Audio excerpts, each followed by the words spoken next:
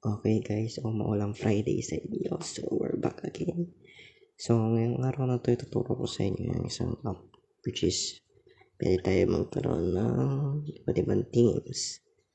So, ito yung tinatawag natin na Messenger SMS. So, open lang. Para makuha niyan, tayo sa Play Store. And then, search nyo yung Messenger SMS. Taka lang kayo dito. And then, search nyo yung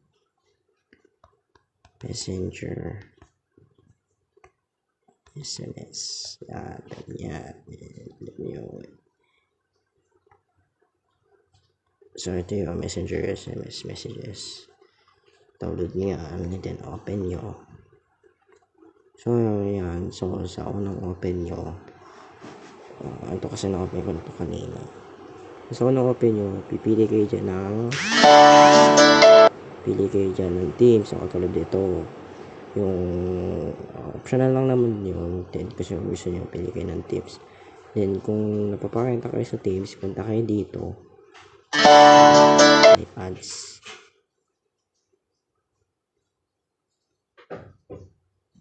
Pili kayo dyan. Then, punta kayo sa gusto nyo naman yung teams with background, punta kayo dito sa naman chat. Ito yung sa aking BF, sa aking sa aking BFF, sa aking best friend. Punta kayo dito sa 3 dots. And then, click mo itong background. Ito pwede ito available to kahit may teams kayo na default din sa yung background. Then, ito, picture, color, gradient, yung blur effect. Then, yung brightness. Ayan. Then, click nyo yung apply. So, yun lang. Sana nagustuhan nyo yung video natin ngayon.